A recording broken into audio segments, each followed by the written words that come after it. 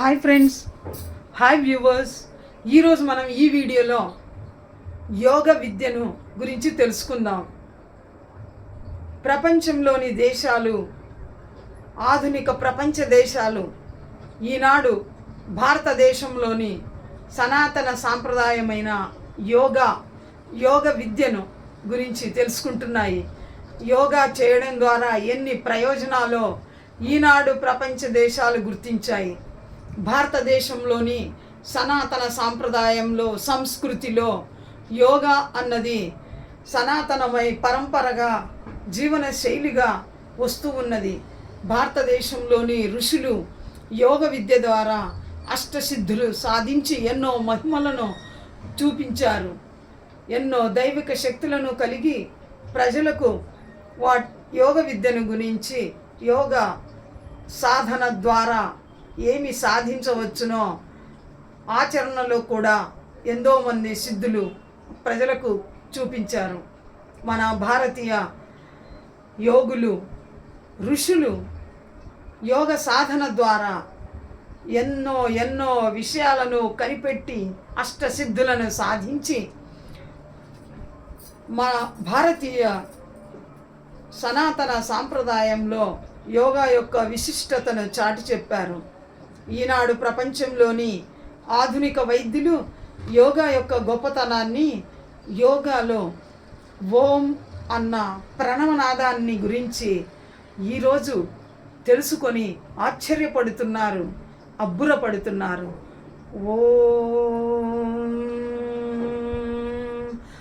ఓం అన్న ఓంకార శబ్దాన్ని, ఆ ఓంకారం పలకడంలో ఉండే ఝుంకారాన్ని పలకడంలో శరీరంలోని 72,000 నాడులు ఎలా స్పందిస్తాయో, ఏ విధంగా శరీరంలోని రక్తనాళాలు పరిశుద్ధంగా శుద్ధి చేయబడతాయో, యాక్టివేట్ అవుతాయో, ఉత్తేజితం అవుతాయో తెలుసుకొని ఆశ్చర్యపోతున్నారు. 1000 సంవత్సరాల కిందటే భారతీయ ఋషులు యోగ విద్యను సాధించి, అష్టసిద్ధులను సాధించి ఎన్నో ప్రయోగాత్మక విశేషాలను ప్రజలకు అందించినారు. యోగ విద్య అన్నది సనాతనంగా భారతీయ సాంప్రదాయంలో ఉన్నది. భారతీయులకు యోగ విద్య అన్నది ఈనాడు కొత్త విషయం ఏమీ కాదు. కానీ భారతదేశంలో ఉన్న వైద్య విధానం యోగ విద్యను గురించి ఇన్నాళ్ళు తెలుసుకోలేదు. ఈనాడు యోగ విద్యను అవలంబించడం ద్వారా శరీరంలోని రోగాలను ఏ విధంగా తరిమి కొట్టవచ్చో తెలుసుకొని ప్రతి ఒక్కరూ యోగ సాధనను చేయాలని, ఆచరించాలని ఈరోజు భారతీయ వైద్యులు కూడా ప్రజలకు తెలియజేస్తున్నారు. అలాగే భారతీయ సిద్ధాంతులు, పండితులు మొదలైన వారంతా, భారతీయ పండితులు, వైద్యులు కూడా ప్రజలకి యోగ సాధన వల్ల రోగాలను రూపుమాపవచ్చని ప్రజలకు ఈనాడు బోధిస్తున్నారు. ఇది ఏనాడో 1000 సంవత్సరాల కిందటి నుంచే మన భారతదేశంలో ఆచరింపబడుతున్నది. ఓంకారనాదం, ప్రణవనాదం, ఓం అన్న శబ్దంలో దాగి ఉన్న శక్తిని ఈనాడు ప్రపంచం గుర్తించడం జరిగింది. భారతీయులు కూడా ఇన్నాళ్ళు మరుగున పడి ఉన్న యోగ విద్యను గురించి ఈనాడు ఒక్కొక్కరు తెలుసుకుంటూ ఆశ్చర్యపోతున్నారు. ప్రతి ఒక్కరూ యోగ సాధనను చేపట్టాలని యువత కూడా ఈరోజు ముందడుగు వేస్తున్నారు. యోగ సాధనను ప్రతి ఒక్కరూ ఆచరించాలని, యోగ విద్యను నేర్చుకోవాలని ఉవ్విళ్ళూరుతున్నారు. యోగ విద్య అన్నది ప్రథమంలో సున్నితంగా, క్రమంగా చేయవలసిన దినచర్యలో ఒక భాగం. యోగా సాధనను లోతుగా నేను చేయాలంటే గురువు ఆజ్ఞ, గైడెన్స్, గురువుల సలహాలు అవసరం. యోగ సాధనలో డీప్గా, లోతుగా వెళ్ళాలంటే తప్పనిసరిగా గురువు సలహాలు తప్పనిసరిగా అవసరం. కాబట్టి యోగ విద్యలో లోతుగా యోగ సాధనను కఠినంగా ఎంతో క్రమశిక్షణతో సాధనను తీవ్రతరం చేయాలనుకున్న వ్యక్తులు మంచి గురువుల ద్వారా, అనుభవజ్ఞులైన గురువుల ద్వారా సలహాలు తీసుకుంటూ వారి సమక్షంలో శిక్షణ పొంది యోగ సాధనను చేపట్టడం మంచిది. అయితే సామాన్యంగా ఓం అంటూ పలుకుతూ ఉచ్ఛ్వాస నిశ్వాసాలను గమనిస్తూ యోగ సాధన సామాన్యంగా చేయడం అది గురువు దగ్గర లేకున్నా చేయవచ్చు. ప్రతిరోజు దినచర్యగా ఓంకారాన్ని, ప్రణవనాదాన్ని ఉచ్చరిస్తూ ఉచ్ఛ్వాస నిశ్వాసాలను గమనిస్తూ శ్వాస మీద ధ్యాస పెట్టి కుంభక, రేచక, చంద్రనాడి, సూర్యనాడి వాటిని ఉచ్ఛ్వాసము నిశ్వాసము తీసుకుంటూ గమనిస్తూ శ్వాస ప్రక్రియను గమనిస్తూ యోగ సాధన చేసినట్లయితే ఆయుష్ దీర్ఘకాలికంగా ఉంటుందని, యవ్వనంగా ఉంటారని యోగ సాధకులు మనకు ఈనాడు తెలియజేస్తున్నారు. ఏనాడో మన పూర్వీకులు నిరూపించారు.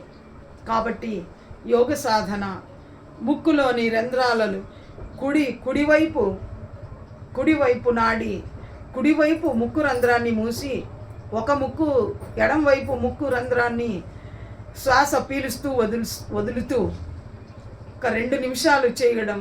అలాగే ఎడమ వైపు ముక్కు రంధ్రాన్ని మూసి కుడివైపు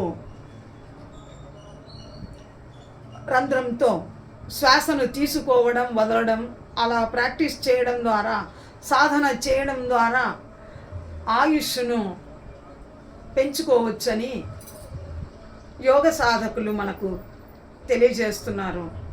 దీర్ఘాయుష్తో జీవించాలంటే, ఎటువంటి రోగాలు లేకుండా ఉండాలంటే యోగ సాధన ద్వారా సాధ్యపడుతుందని తెలియజేస్తున్నారు. ప్రతినిత్యం ఉదయం సాయంత్రం యోగ సాధనను క్రమబద్ధంగా ఆచరిస్తూ ఉన్నవారి ఆరోగ్యం ఎంతో మెరుగుపడుతుంది. అలాగే శరీరంలోని రోగాలు ఒక్కొక్కటిగా మటుమాయమవుతాయి. కాబట్టి ప్రతి ఒక్కరూ యోగ విద్య గొప్పతనాన్ని అర్థం చేసుకొని నిత్య జీవితంలో యోగ సాధనను ప్రతిరోజు అలవాటుగా మార్చుకుంటే ఇక ఆసుపత్రులకు వెళ్ళి వేలకు వేలు డబ్బు ఖర్చు పెట్టాల్సిన అవసరమే ఉండదు.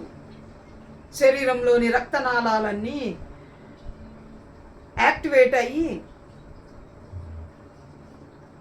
శరీరంలో ఉండే నిస్తేజిత కణాలు, చెడు కణాలు విసర్జించబడి శరీరం అంతా ఉత్తేజితమై ఆరోగ్యంగా ముఖంలో వర్చస్సు పెరిగి ఎంతో శరీరంలో వర్చస్సు, ముఖంలో గ్లో, వర్చస్సు, కాంతి పెరిగి ఆరోగ్యంగా కనిపిస్తారు.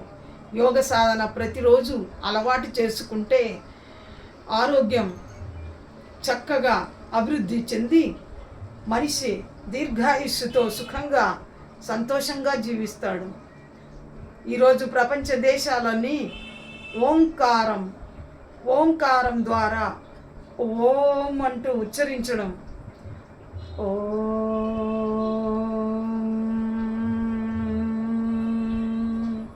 ఓంకారాన్ని ఉచ్చరించడంలో శరీరంలోని 72,000 నాడులన్నీ ఎలా ఉత్తేజితం అవుతున్నాయో ఆధునిక పరికరాల ద్వారా తెలుసుకొని ఆశ్చర్యపోతున్నారు. ప్రపంచ దేశాల్లోని వైద్యులందరూ ఓంకారం జపించడం ద్వారా శరీరంలోని రుగ్మతలను ఎలా రూపుమాపవచ్చో, ఏ విధంగా శరీరంలోని జాడ్యాలు నశించిపోతాయో ప్రయోగాత్మకంగా ఈనాడు తెలుసుకుంటున్నారు. కాబట్టి ప్రతి ఒక్కరూ యోగ సాధనను నిత్యకృత్యంగా చేసుకున్నట్లయితే ఆరోగ్యంగా దీర్ఘాయుష్తో సుఖ సంతోషాలతో జీవించవచ్చు.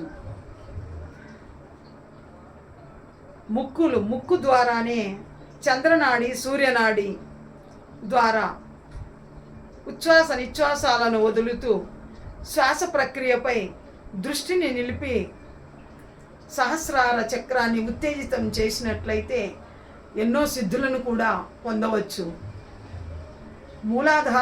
మూలాధారక చక్రం, మణిపూర చక్రం, అనాహత చక్రం, ఆజ్ఞాచక్రం, విశుద్ధ చక్రం, ఆజ్ఞాచక్రం, అలాగే సహస్రార చక్రం. ఈ విధంగా శరీరంలోని చక్రాలన్నీ యాక్టివేట్ అయ్యి చివరికి సహస్రార చక్రం ఉత్తేజితమైన నాడు మనిషికి ఎన్నో శక్తులు వస్తాయి. మొట్టమొదటిది వాక్శుద్ధి. వాక్శుద్ధి వస్తుంది. వాక్శుద్ధి అంటే అలా మనిషి స్వచ్ఛంగా నిష్కల్మషంగా ఉంటూ స్వచ్ఛమైన మనసుతో తోటి మానవులను ప్రేమిస్తూ మూగ జీవాలను సమస్త ప్రాణికోటిని ఆ భగవంతుని సృష్టిని ప్రేమిస్తూ నిష్కల్మషంగా జీవిస్తూ ధర్మ మార్గాన జీవిస్తూ ఇతరులకు చేతనైన సహాయం చేస్తూ జీవిస్తున్న వ్యక్తులు యోగ సాధన చేయడం ద్వారా సహస్రార చక్రాన్ని ఒక్కో చక్రాన్ని యాక్టివేట్ చేస్తూ ఒక్కో మెట్టు ఎక్కుతూ ఎన్నో సిద్ధులను పొందవచ్చు. అష్టసిద్ధులను పొందిన ఎందరో యోగ సాధకులు మన భారతదేశంలో ఉన్నారు. వందల వేల సంవత్సరాల నుంచి జీవిస్తున్న యోగ సిద్ధులు కలిగిన సిద్ధ పురుషులు హిమాలయాల్లో ఈనాటికి జీవించి ఉన్నారు. దీనికి కారణం యోగ సాధన. సామాన్య మానవులు అంత స్థాయికి చేరుకోలేకున్నా ప్రతిరోజు యోగ సాధన కొంతమేరకు చేస్తూ యోగ సాధన ప్రతిరోజు చేసి ఆరోగ్యాన్ని పొందవచ్చు.